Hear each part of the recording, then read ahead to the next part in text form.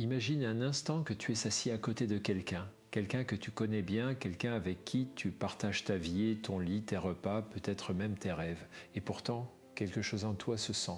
Seul, pas seul comme quand on rentre chez soi après une longue journée et qu'il n'y a personne, non. C'est une solitude différente, plus subtile, plus troublante. Une solitude qui s'églisse entre deux personnes qui s'aiment ou qui ont voulu s'aimer. Une solitude que l'on ne sait pas toujours nommer parce qu'elle semble illogique, parce qu'on se dit comment est-ce possible? Il est là, elle est là, nous sommes ensemble. Aujourd'hui, je voudrais qu'on parle de ça, de cette solitude intérieure que l'on peut ressentir au sein même d'une relation amoureuse. Et je voudrais qu'on en parle avec douceur, avec honnêteté et surtout avec bienveillance.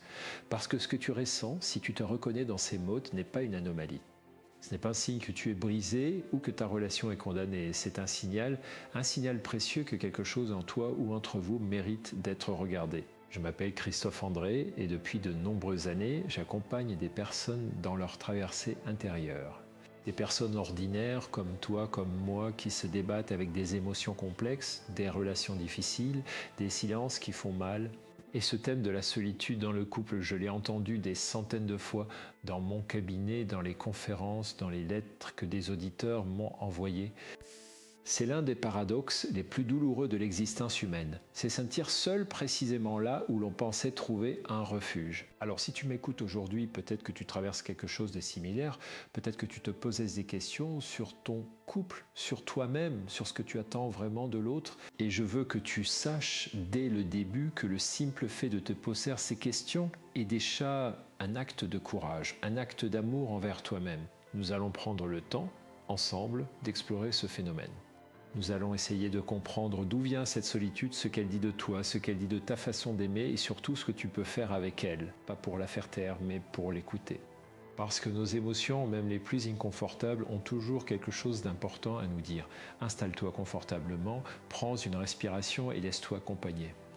La première chose que je voudrais qu'on explore ensemble, c'est la nature même de cette solitude, parce qu'il y a plusieurs types de solitude et il est important de distinguer celle dont on parle ici. Il y a la solitude physique, celle de l'absence. Quand on est loin de l'autre, quand on rentre dans un appartement vide, quand on mange seul, cette solitude-là, on la comprend facilement. Elle est visible, mesurable, presque logique, et puis il y a une autre solitude beaucoup plus silencieuse, celle qu'on ressent quand l'autre est là, mais qu'on ne se sent pas vraiment vu, pas vraiment entendu. Pas vraiment rejoint dans ce qu'on est, dans ce qu'on ressent, dans ce qu'on vit à l'intérieur. C'est cette solitude-là qui est au cœur de notre conversation aujourd'hui. Je me souviens d'une femme, appelons-la Marie, que j'ai accompagnée pendant plusieurs mois.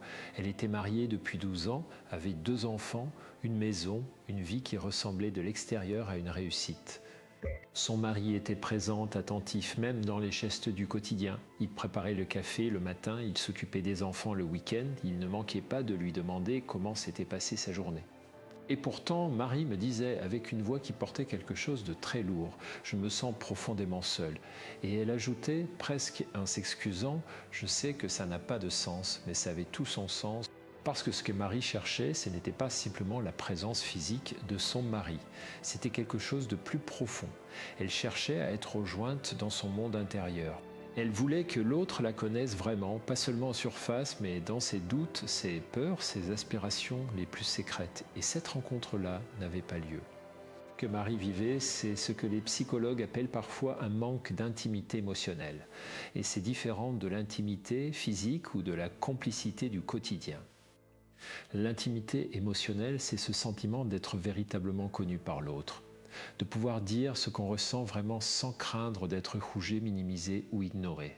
C'est un espace de sécurité profonde où l'on peut être soi, entièrement soi. Et quand cet espace n'existe pas, ou qu'il s'est rétréci avec le temps, on peut se retrouver à vivre côte à côte avec quelqu'un, à partager une vie, mais sans se rejoindre vraiment, et c'est là que la solitude s'installe.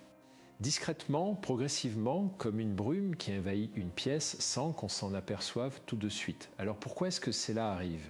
Pourquoi est-ce que 2 personnes qui s'aiment peuvent en arriver là? C'est la question que je voudrais explorer maintenant parce que les raisons sont multiples et elles nous en disent beaucoup sur nous-mêmes. La première raison, et c'est peut-être la plus fondamentale, c'est que nous avons tous une façon unique de vivre nos émotions et de les exprimer. Certains d'entre nous ont grandi dans des familles où les émotions se partageaient librement, où l'on pouvait pleurer, rire, s'inquiéter à voix haute. Et d'autres ont grandi dans des environnements où les émotions étaient tues, minimisées, voire considérées comme une faiblesse. Où l'on apprenait, souvent sans qu'on nous le disait explicitement, qu'il valait mieux ne pas trop montrer ce qu'on ressentait. Et ces apprentissages de l'enfance, ils ne disparaissent pas à l'âge adulte. Ils s'installent dans notre façon d'être en relation. Ils deviennent notre style émotionnel, notre façon naturelle de nous relier aux autres ou de nous en protéger. Quand deux personnes au style émotionnel très différents se mettent ensemble, ce qui est très fréquent d'ailleurs, une sorte de danse s'installe. L'une peut avoir tendance à vouloir se rapprocher, à partager, à parler, à chercher la connexion. Et l'autre peut avoir tendance à se retirer, à gérer ses émotions seules, à se fermer quand la pression émotionnelle devient trop forte. Et cette danse, si elle n'est pas comprise, si elle n'est pas conscientisée, peut devenir une source de solitude intense pour les deux. Celle qui cherche la connexion se sent ignorée, rejetée seule. Et celui qui se retirait s'est senti envahi, incompris, seul lui aussi. Deux solitudes qui se regardent sans se rejoindre. Je pense à un autre cas, celui d'un homme que j'appellerais Thomas. Thomas était avec sa compagne depuis 7 ans, il l'aimait profondément, il en était certain. Mais quand elle lui parlait de ses émotions, quand elle voulait avoir des conversations profondes sur ce qu'il vivait, Thomas ressentait quelque chose qu'il décrivait comme une espèce de blocage. Il ne savait pas quoi dire, il se sentait incompétent, alors il changeait de souquet où il proposait des solutions pratiques, où il regardait ailleurs. Et sa compagne interprétait ça comme un désintérêt, comme un manque d'amour, alors qu'en réalité Thomas était simplement démuni. Il n'avait pas appris dans son enfance à naviguer dans le monde des émotions. Il n'avait pas les outils. Ce que j'observe souvent, c'est que la solitude dans le couple naît rarement d'un manque d'amour.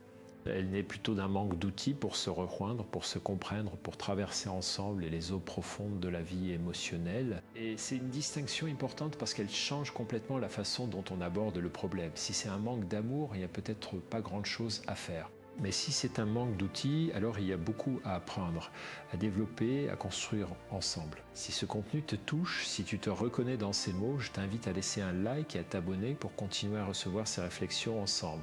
Cela m'aide à continuer ce travail. Continuons à creuser. Parce qu'il y a une autre dimension de cette solitude dont je veux parler, et elle est peut-être la plus difficile à regarder en face, c'est la dimension qui nous concerne nous-mêmes, indépendamment de l'autre.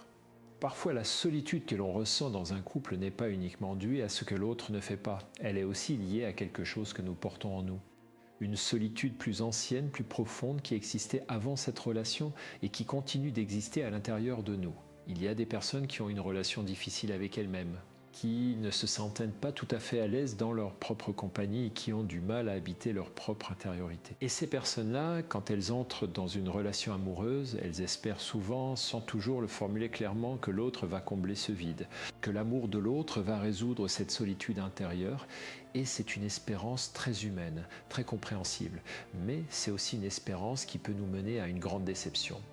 Parce que l'autre, aussi aimant soit-il, ne peut pas combler une solitude qui vient de l'intérieur. Ce n'est pas son rôle, ce n'est pas dans ses capacités. Et quand on attend ça de lui, on finit par lui en vouloir de ne pas y arriver. Et on se retrouve encore plus seul. Je me souviens d'une réflexion que j'ai lue un jour et qui m'a beaucoup marqué. Elle disait à peu près ceci: on ne peut pas trouver dans les bras de l'autre ce qu'on n'a pas encore trouvé en soi-même. Et cette phrase, elle est à la fois douce et exigeante. Parce qu'elle nous rappelle que la relation à soi est le fondement de toutes les autres relations. Qu'est-ce que ça veut dire concrètement? Ça veut dire que si je ne me connais pas moi-même, si je n'ai pas accès à mes propres émotions, à mes propres besoins, à mes propres valeurs, je vais avoir du mal à les partager avec l'autre. Et si je ne peux pas les partager, l'autre ne peut pas me rejoindre là où je suis vraiment. Et la solitude s'installe. Ça veut dire aussi que si j'ai une image très négative de moi-même, si je ne me sens pas digne d'être aimé vraiment, je vais peut-être saboter les moments de connexion. Je vais me retirer quand l'autre s'approche. Je vais minimiser ces marques d'amour, les interpréter comme fausses ou insuffisantes, parce que quelque chose en moi ne croit pas qu'elles sont vraies. Et c'est là que la psychologie nous offre un concept très éclairant, celui de l'attachement. La théorie de l'attachement, développée par John Bowlby et enrichie par de nombreux chercheurs depuis, nous dit que la façon dont on a été aimé dans notre toute petite enfance, la façon dont nos premières figures d'attachement ont répondu à nos besoins, laissent une empreinte profonde sur notre façon d'aimer et d'être aimé à l'âge adulte. Il y a des personnes qui ont développé ce qu'on appelle un attachement sécure. Elles ont appris très tôt que l'autre est disponible, qu'on peut avoir besoin de lui sans être abandonné, qu'on peut s'éloigner et revenir. Ces personnes-là ont généralement plus de facilité à créer des liens profonds et satisfaisants. Et puis il y a ceux qui ont développé des styles d'attachement plus anxieux ou plus évitants. Les premiers ont tendance à avoir constamment peur d'être abandonnés, à chercher une réassurance constante, à se sentir envahis par le doute sur les sentiments de l'autre. Les seconds ont tendance à se protéger en gardant une distance émotionnelle, à se méfier de l'intimité, à préférer l'autonomie à la fusion. Et ces deux styles, quand ils se retrouvent dans un couple, ce qui arrive très souvent, créent exactement la danse dont je parlais tout à l'heure. L'un qui s'approche, l'autre qui recule. Et au bout du compte, les deux se sentent seuls. Ce n'est pas une fatalité, je veux que ce soit très clair. Le style d'attachement n'est pas une condamnation. Il peut évoluer, se transformer avec de la conscience, du travail sur soi et parfois avec l'aide d'un professionnel. Mais il est important de le reconnaître parce que tant qu'on ne voit pas ce mécanisme à l'œuvre, on continue de souffrir sans comprendre pourquoi. Prenons un moment pour réfléchir à ça. Si tu t'écoutes en ce moment, je t'invite à te poser une question simple. Dans ta relation, est-ce que tu as plutôt tendance à chercher la connexion, à te rapprocher, à avoir besoin de beaucoup de réassurance ? Ou est-ce que tu as plutôt tendance à prendre de la distance quand les choses deviennent trop intenses émotionnellement? Il n'y a pas de bonne ou de mauvaise réponse. C'est juste une invitation à te connaître un peu mieux, parce que se connaître, c'est le premier pas, et le premier pas est toujours le plus important. Passons maintenant à une autre dimension de cette solitude qui est peut-être plus concrète, plus visible dans le quotidien. Je veux parler de la communication, ou plutôt de ses manques. L'une des choses que j'observe le plus souvent dans les couples qui souffrent de solitude, c'est que la communication s'est appauvrie avec le temps. Au début de la relation, on se parle de tout. On partage ses pensées, ses rêves, ses peurs, ses joies. On est curieux de l'autre, on veut tout savoir, tout comprendre, et puis progressivement, la vie s'installe. Le travail, les enfants, les responsabilités, les habitudes et la communication s'est réduit souvent à l'essentiel pratique. Qui va chercher les enfants à l'école? Est-ce qu'on a pensé à payer la facture?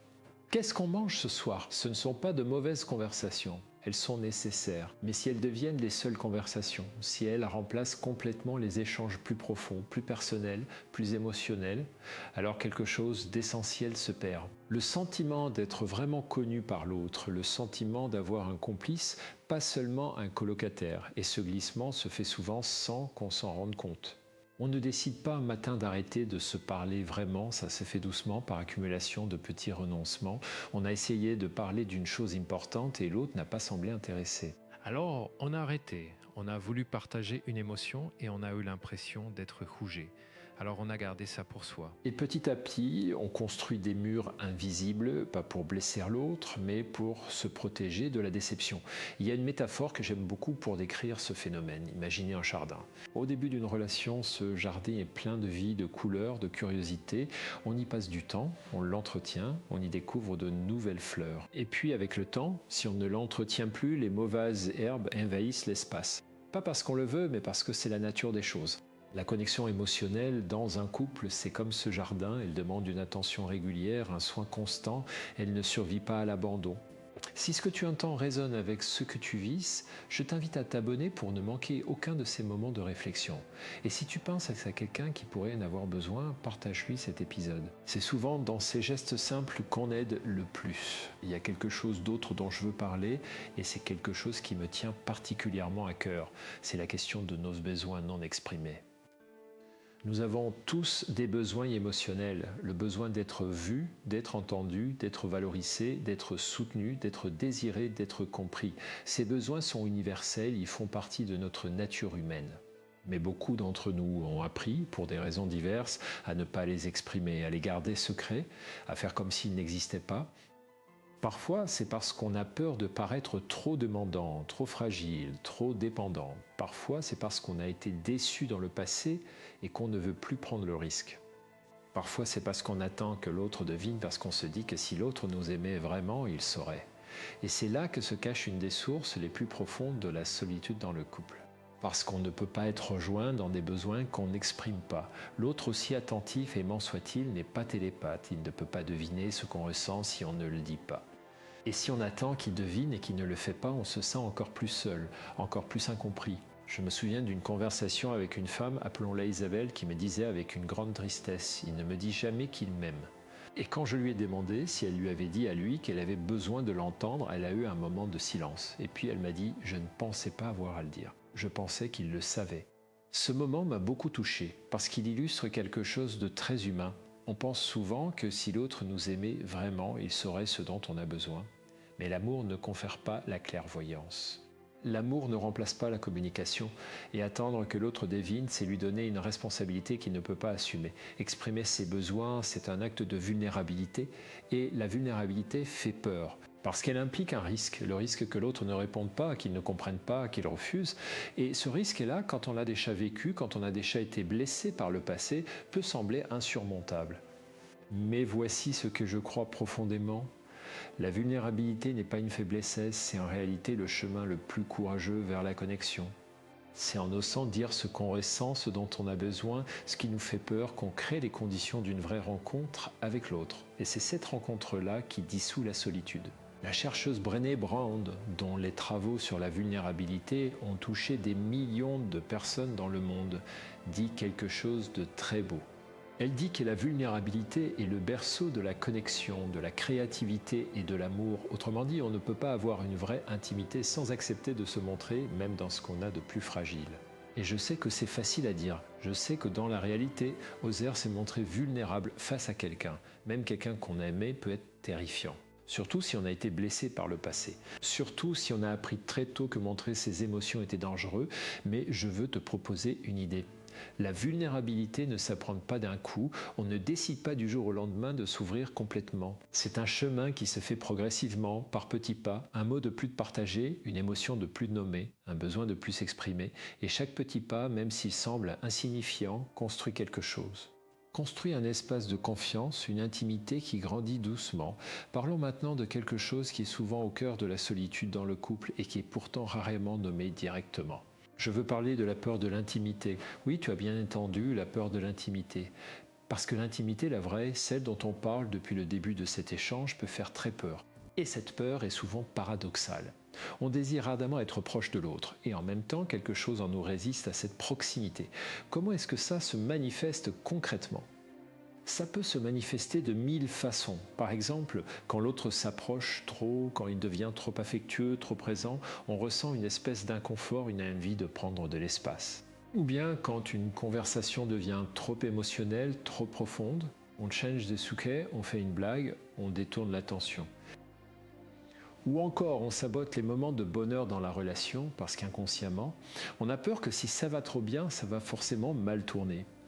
Ces comportements qui peuvent sembler étranges ou même contradictoires ont souvent une logique profonde. Ils sont des mécanismes de protection, des façons de se garder à distance d'une douleur que l'on anticipe. Parce que si je m'approche vraiment de l'autre, si je me laisse vraiment aimer, et qu'il part que je suis rejeté, que ça ne fonctionne pas, la douleur sera immense. Alors autant ne pas trop s'approcher. Autant garder une distance de sécurité. Le problème, c'est que cette distance de sécurité est aussi une distance qui empêche la connexion et qui crée encore une fois de la solitude. Je voudrais te poser une question et je t'invite à y réfléchir honnêtement. Est-ce qu'il t'arrive de fuir l'intimité même quand tu la désires ? Est-ce qu'il t'arrive de te sentir mal à l'aise quand l'autre s'approche trop, quand les choses deviennent trop intenses ? Si la réponse est oui, je t'invite à ne pas t'écouger. C'est une réaction très humaine, très compréhensible, mais c'est aussi quelque chose qu'il vaut la peine d'explorer, parce que derrière la peur de l'intimité, il y a presque toujours une blessure. Une expérience passée où s'être approché a fait mal, où avoir fait confiance a été trahi, où avoir aimé a mené à la perte. Et cette blessure, elle a besoin d'être reconnue, accueillie, peut-être travaillée, avant de pouvoir laisser l'autre vraiment entrer. Si ce contenu t'aide à mieux te comprendre, pense à laisser un like et à t'abonner. Ça m'encourage à continuer à créer ces espaces de réflexion pour toi. Je veux maintenant aborder quelque chose qui est lié à tout ce qu'on vient de dire, mais qui mérite d'être nommé séparément. C'est la question de l'identité dans le couple. Quand on entrait dans une relation amoureuse, surtout quand on s'y investit profondément, il peut arriver qu'on perde un peu de soi-même, qu'on s'efface progressivement, qu'on abandonne des choses qui nous tenaient à cœur, des amis, des passions, des projets, pour se consacrer entièrement à la relation. Et au bout d'un moment, on peut se retrouver à ne plus très bien savoir qui on est en dehors du couple. Et c'est là que quelque chose d'étrange se produit. En voulant se rapprocher de l'autre, en voulant fusionner, on finit par se sentir encore plus seul parce qu'on a perdu le contact avec soi-même. Et si on ne sait plus qui on est, comment l'autre peut-il nous connaître vraiment? Comment peut-il nous rejoindre là où on est si on ne sait plus soi-même où on est? J'ai accompagné une femme, appelons-la Claire, qui avait consacré 20 ans de sa vie à son mari et à ses enfants. Elle avait mis de côté sa passion pour la peinture, ses amis d'enfance, ses propres rêves. Et quand ses enfants avaient grandi et que son mari avait commencé à passer plus de temps sur ses propres projets, elle s'était retrouvée face à un vide immense. Elle se sentait profondément seule, mais elle ne savait même plus très bien ce qu'elle aurait voulu partager avec l'autre, parce qu'elle avait perdu le fil de sa propre vie intérieure. Que Claire a dû faire, et c'est un travail courageux, c'est se retrouver elle-même, renouer avec ses propres désirs, ses propres passions, ses propres valeurs. Et paradoxalement, en faisant ce chemin vers elle-même, elle a aussi retrouvé une façon plus authentique d'être avec son mari, parce qu'elle avait de nouveau quelque chose à partager, elle était de nouveau quelqu'un. Il y a une image que j'utilise parfois pour parler de ça. Dans un couple sain, chaque personne est comme un arbre. Deux arbres distincts avec leurs propres racines, leur propre forme, leur propre façon de pousser. Et ces deux arbres poussent côte à côte, leurs branches se touchent parfois, s'entrelacent même, mais chacun garde ses propres racines. Et c'est cette solidité individuelle qui rend possible une vraie rencontre. Si l'un des deux arbres perd ses racines et s'il essaye de vivre uniquement à travers l'autre, il s'affaiblit. Et la relation s'affaiblit avec lui. Prendre soin de soi-même, maintenir son identité propre, avoir ses propres espaces, ses propres amitiés, ses propres passions, ce n'est pas une trahison du couple, c'est au contraire ce qui nourrit le couple. C'est ce qui fait qu'on a envie de se retrouver, qu'on a des choses à partager, qu'on reste curieux l'un de l'autre. Je voudrais maintenant parler d'une chose qui est peut-être moins évidente, mais qui est pourtant très présente dans beaucoup de couples. C'est la question des attentes non formulées. Nous entrons tous dans une relation avec une image, souvent inconsciente de ce que doit être cette relation. Une image construite à partir de ce qu'on a vécu dans notre famille d'origine, de ce qu'on a lu, de ce qu'on a vu dans les films, de ce que la société nous dit que l'amour devrait ressembler. Et cette image, ces attentes, nous les projetons sur l'autre. Et quand l'autre ne correspond pas à cette image, quand la réalité ne ressemble pas à ce qu'on avait imaginé, on peut se sentir profondément déçu et seul. Le problème, c'est que ces attentes sont souvent non formulées. On ne les a pas dites à l'autre parce qu'on ne les a pas toujours conscientisées soi-même. On n'a pas dit, dans mon idée d'une relation, le partenaire fait ça, ressent ça, dit ça. On a juste supposé que l'autre partageait la même vision. Et quand ce n'est pas le cas, on est déçu. Et l'autre ne comprend pas pourquoi. Je pense à un couple, appelons-les Julienne et Sophie. Julienne avait grandi dans une famille très tactile où les marques d'affection physique étaient constantes. Pour lui, le toucher était la façon naturelle d'exprimer l'amour. Sophie, elle, avait grandi dans une famille plus réservée où l'amour s'exprimait plutôt par des actes de service en faisant des choses pour l'autre. Pour elle, le fait que Julien préparait le dîner ou réparait quelque chose dans la maison était une déclaration d'amour. Mais le fait qu'il la prenne dans ses bras, ça lui semblait parfois envahissant. Et Julien, lui, se sentait rejeté. Il interprétait la réserve de Sophie comme un manque d'amour. Alors qu'elle l'aimait profondément, mais elle exprimait et recevait l'amour d'une façon différente. Ce concept des langages de l'amour développé par Gary Chapman est quelque chose que je trouve très utile dans la compréhension de ces dynamiques. L'idée est simple mais puissante, nous n'exprimons pas tous l'amour de la même façon et nous ne le recevons pas non plus de la même façon. Certains ont besoin de mots d'affirmation, d'autres de temps de qualité. D'autres encore de toucher physique, de cadeaux ou d'actes de service. Et quand nos langages de l'amour ne correspondent pas, on peut se sentir seul même en étant aimé. La solution n'est pas de forcer l'autre à parler notre langage, c'est d'abord de comprendre quel est son langage à lui et d'essayer de l'apprendre et de lui faire comprendre quel est le nôtre. C'est encore une fois une question de communication, de curiosité, de volonté de se rejoindre. Si tu trouves de la valeur dans ces réflexions, je t'invite à t'abonner pour ne rien manquer des prochains épisodes. Et laisse-moi un commentaire pour me dire ce qui résonne le plus avec toi. Ces échanges sont précieux. Parlons maintenant de quelque chose que je considère comme fondamental dans la compréhension de la solitude dans le couple. Je veux parler du rôle de la présence, et pas seulement la présence physique, mais la présence véritable. Nous vivons dans un monde qui nous pousse constamment vers l'extérieur. Les écrans, les réseaux sociaux, le travail qui déborde sur la vie personnelle, les notifications permanentes. Et dans ce contexte, être vraiment présent, pleinement présent à l'autre est devenu quelque chose de rare et de précieux. Combien de fois avons-nous dîné avec notre partenaire en regardant notre téléphone ? Combien de fois avons-nous été physiquement là, dans la même pièce, mais mentalement ailleurs ? préoccupé par une réunion du lendemain, une conversation qu'on a eue, quelque chose qu'on a lu sur les réseaux. Et l'autre, en face, le ressent, même s'il ne le dit pas toujours. Il ressent qu'on n'est pas vraiment là. Et cette absence de présence, répétée jour après jour, crée un fossé. La présence véritable, c'est quelque chose de différent. C'est ce moment où on pose le téléphone, où on regarde l'autre dans les yeux, où on l'écoute vraiment, pas en attendant son tour de parler, mais en cherchant vraiment à comprendre ce qu'il ressent, ce qu'il vit, ce qu'il essaye de dire. C'est un acte simple, mais c'est l'un des cadeaux les plus précieux qu'on puisse faire à quelqu'un qu'on aime. Et il y a quelque chose d'intéressant avec la présence. Plus on la pratique, plus elle devient naturelle. C'est comme un muscle qu'on développe. Au début, ça demande un effort conscient. On doit se rappeler de poser le téléphone, de revenir dans le moment présent, de se concentrer sur l'autre. Et puis avec le temps, ça devient une façon d'être. La pleine conscience que je pratique et que j'enseigne depuis de nombreuses années est un outil extraordinaire pour développer cette capacité à être présent. Pas seulement dans la méditation, mais dans la vie quotidienne, dans la façon d'écouter, de regarder, d'être avec l'autre. Quand on est vraiment présent à l'autre, on lui offre quelque chose d'inestimable, le sentiment d'exister vraiment pour lui. Et c'est ça qui dissout la solitude. Je veux aussi parler d'une chose qui est souvent négligée dans les discussions sur la solitude dans le couple, et c'est la question du temps. Le temps qu'on se consacre vraiment en dehors des obligations pratiques. Au début d'une relation, on cherche naturellement à passer du temps ensemble. On y invente des prétextes pour se voir, on planifie des sorties, on crée des souvenirs. Et puis, avec le temps, ce temps de qualité peut se raréfier. Non pas parce qu'on ne s'aime plus, mais parce que la vie prend le dessus.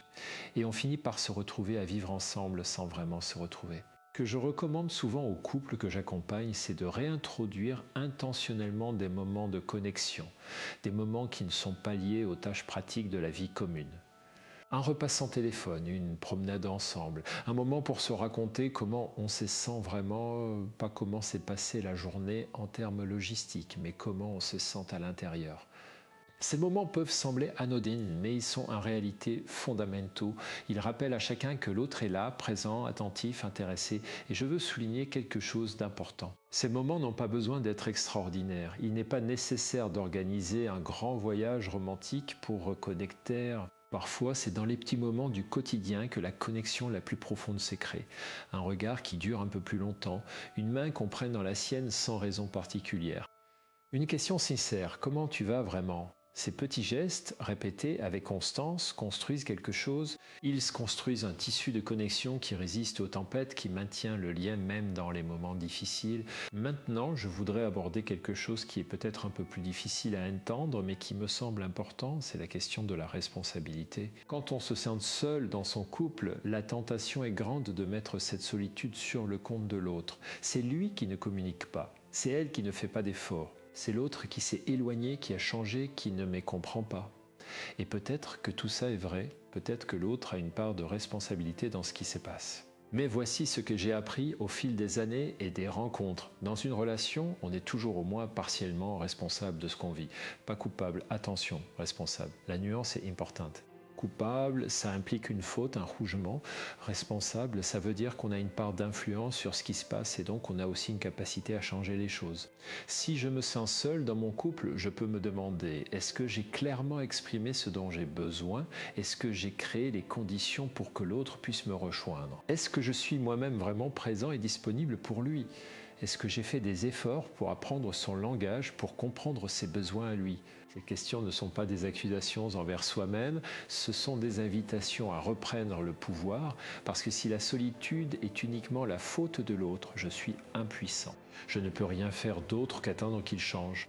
Mais si je reconnais ma part de responsabilité, alors j'ai des leviers, j'ai des choses que je peux faire, des changements que je peux initier.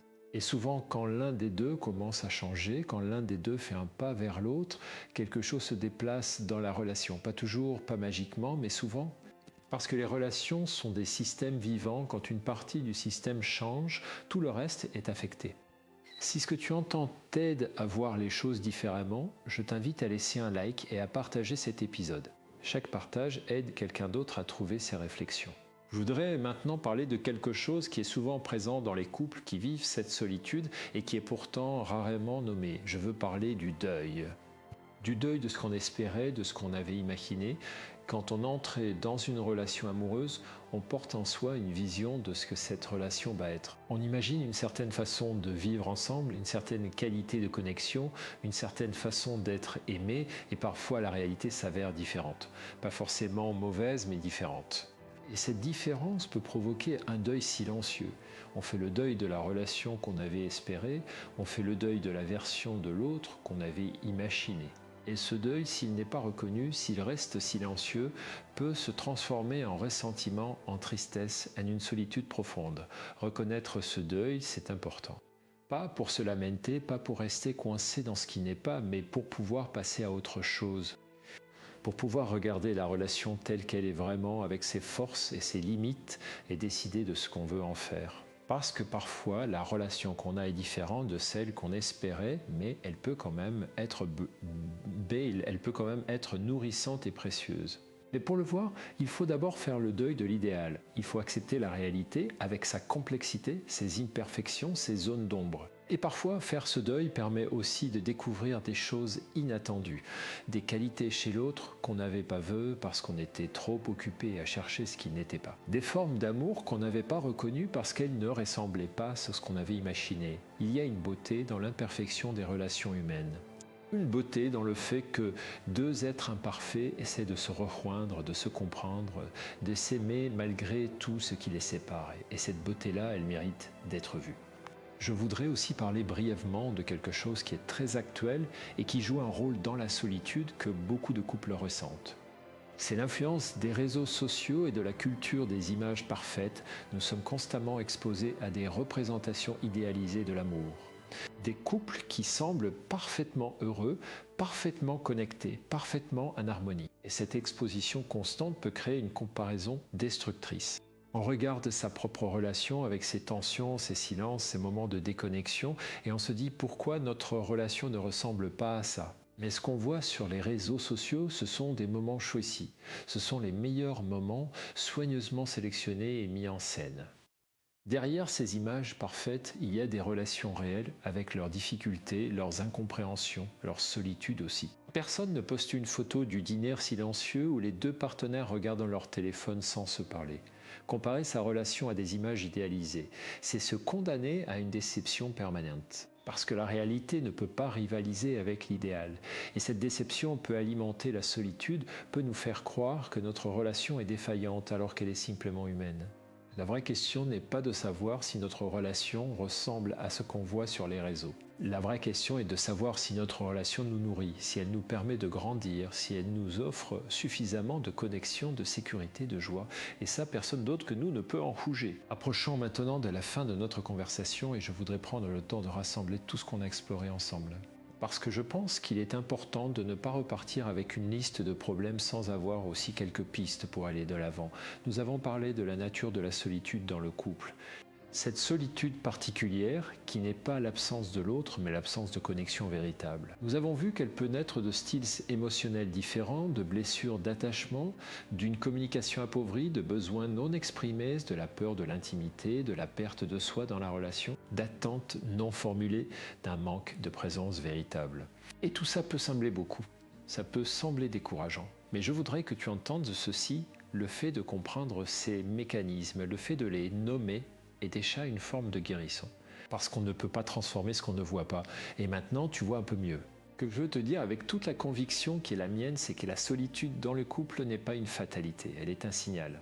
Un signal qui dit quelque chose mérite d'être regardé, quelque chose mérite d'être travaillé. Et ce travail, il peut se faire. Pas toujours facilement, pas toujours rapidement, mais il peut se faire. Il commence par se connaître soi-même un peu mieux, par identifier ses propres besoins, ses propres peurs, ses propres mécanismes de protection, par comprendre comment son histoire personnelle influence sa façon d'être en relation. Il continue par une communication plus honnête et plus courageuse avec l'autre, par oser dire ce qu'on ressent, ce dont on a besoin, ce qui nous manque, non pas dans l'accusation ou le reproche, mais dans la vulnérabilité et la sincérité. Il passe par une présence plus véritable à l'autre, par des moments de connexion intentionnelle, par une curiosité renouvelée pour ce qu'est l'autre vit, ressent, pense. Et il implique parfois de faire appel à une aide extérieure. Un thérapeute de couple, un espace de médiation, un professionnel qui peut aider à dénouer ce qui semble inextricable. Il n'y a aucune honte à chercher de l'aide. Au contraire, c'est un acte de courage et d'amour envers la relation. Je veux aussi dire quelque chose d'important. Parfois, malgré tous les efforts, malgré toute la bonne volonté, une relation ne peut pas être ce dont on a besoin. Et dans ce cas, la solitude qu'on ressent est peut-être un signal d'une autre nature. Un signal qui dit que cette relation-là n'est pas la bonne pour soi. Et reconnaître ça, même si c'est douloureux, est aussi une forme de respect envers soi-même. Mais avant d'en arriver là, avant de conclure qu'une relation est perdue, je t'invite à explorer vraiment les pistes dont on a parlé. Parce que beaucoup de couples qui pensaient être au bout du chemin ont réussi à se retrouver, à se reconnecter, à reconstruire quelque chose de plus solide et de plus authentique que ce qu'ils avaient avant. Parce qu'ils ont eu le courage de regarder en face ce qui ne fonctionnait pas et de travailler ensemble pour le transformer. L'amour, le vrai, n'est pas seulement un sentiment, c'est aussi un choix.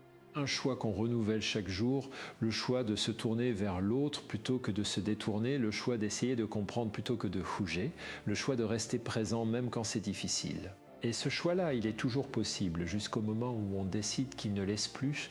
Je voudrais terminer avec une image qui me tient à cœur. Imagine une bougie dans une pièce sombre. Même une petite flamme peut éclairer beaucoup. Et dans une relation où la solitude s'est installée, même un petit geste, un mot sincère, un moment de présence véritable, peut-être cette petite flamme peut rappeler à l'autre et à soi-même qu'il y a encore quelque chose de vivant ici, quelque chose qui mérite d'être protégé et nourri. Ne sous-estime jamais le pouvoir des petits gestes. Ne sous-estime jamais ta capacité à faire un premier pas et ne sous-estime jamais la résilience de l'amour quand il est accompagné de conscience et de courage. La solitude dans le couple, cette solitude paradoxale dont on a parlé aujourd'hui, elle nous dit quelque chose d'essentiel sur nos besoins les plus profonds. Elle nous dit que nous avons besoin d'être vraiment vus, vraiment entendus, vraiment rejoints. Et ce besoin-là est légitime, il est humain, il mérite d'être honoré. Alors, quelle que soit ta situation aujourd'hui, que tu sois dans une relation qui t'est nourrie, mais que tu voudrais enrichir encore, ou dans une relation où tu souffres et où tu cherches des réponses, je veux que tu saches que tu n'es pas seul dans cette recherche, que beaucoup d'autres personnes traversent des choses similaires et que le chemin vers plus de connexion, vers plus d'intimité, vers moins de solitude, ce chemin existe. Il commence souvent par là où tu en es maintenant, avec les questions que tu te poses, est-ce avec la volonté de comprendre et de grandir. Prends soin de toi, prends soin de tes relations. Et souviens-toi que la croissance, même quand elle est difficile, est toujours une forme d'amour envers soi-même. Merci de m'avoir accompagné jusqu'ici. Si ce contenu t'a été utile, si ces réflexions ont touché quelque chose en toi, je t'invite à t'abonner pour continuer à recevoir ces espaces de réflexion ensemble. Et si tu penses à quelqu'un dans ta vie qui pourrait avoir besoin d'entendre ces mots, partage-lui cet épisode. C'est souvent dans ces gestes simples qu'on aide le plus. On se retrouve dans le prochain épisode avec toujours la même intention, t'accompagner vers une vie intérieure plus riche et des relations plus profondes. À très bientôt.